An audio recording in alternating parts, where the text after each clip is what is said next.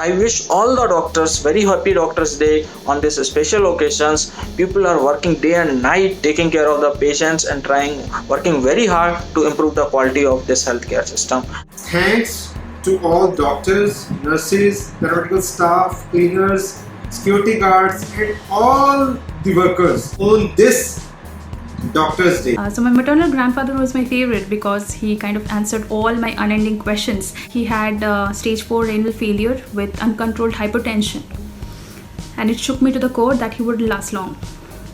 Had there been a doctor in the family to guide us, maybe it could have been diagnosed a bit earlier. Since then, I needed to know about things. I needed to know about diseases. I needed to know about their progression. I needed to know how a disease led to death. I needed to become a doctor. I chose this profession because I needed something that can keep me close to small little happinesses of life. The profession should not be just like dealing with physical things, earning, targets. It should also deal with something that gives you happiness.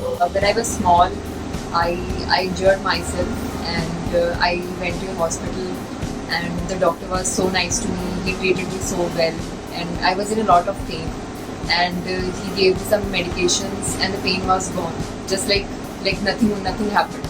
So I was so amazed that how can he do this, like how can he just made the pain go away. So I think this is something special, that if I can relieve or reduce someone's pain even by a little bit, so I think it's something special for me. Well, I chose to be a doctor because I always believe it's a noble profession. Our Vice Chancellor, sir, he was very stringent about wearing of white coat in the hospital premises. So one such day, while we had already taken it off, we decided to walk in the side lanes with the head down so that we can escape from our VC, sir. But he caught us, and then you can imagine what would have happened. When I was an intern, a distraught husband suddenly came with an unconscious wife on a stretcher, and he was regretting that he had a huge fight with her during the day. So on examination, we kind of quickly realized that there was nothing wrong with the patient and that she was just trying to scare her husband. So what I did was I soaked a cotton ball in formalin, which has a very pungent odor, and I brought it near her nose to smell. She jumped up, she got on the stretcher, told her husband that she was absolutely alright and that they needed to rush home. We were a group of 15 people and we had one cadaver to study upon, and we all had a kind of very physical, emotional attachment with that cadaver, and we even gave him the name Shaktiman. And I would just creep out my non-medical friends with the skeleton pieces that I had, or the postmortems or autopsies we attended as a part of our curriculum. During night duties, when I used to walk in those corridors, I used to think everyone is sleeping. Patients, family members, staff, the whole world is sleeping, but there are people who are awake and they are working. I used to think like this is the kind of satisfaction where the entire world is sleeping, but there are people who have in their mind things are in place. If there is anything to be done before morning rounds, so that was something which was very pleasant for me, which was very satisfying. My happiest moment, I met her for the first time, Dr. Ramdamli, my wife. She became my life partner also, and quite a helping hand in all the crises and all. Being a doctor, when you treat the patient and he got relief of its pain, and that is the moment you feel very happy. One poor lady, she came to our CHC with an illness of around 1 year. Just by correction of her anemia, she had remarkable improvement.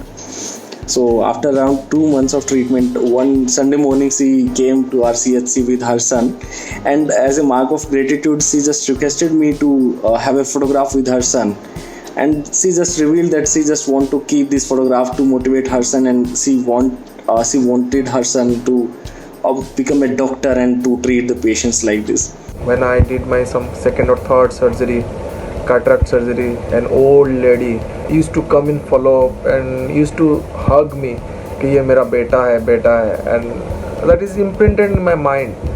My most happiest moment was when I first performed cataract surgery, and after 1 month when the patient had come back, the patient could recognize me and she thanked me a lot. that was a moment which I cannot express in words, but I was super elated. People using Google for cure and medicines, I would just say that self-learning is a great thing, but self-application, not so much. Google cannot be the replacement for your doctor because Google is just information. And information, when added with experience, becomes knowledge. Google can never be compared to an experience that we gain as a doctor, because emotions can be controlled as such.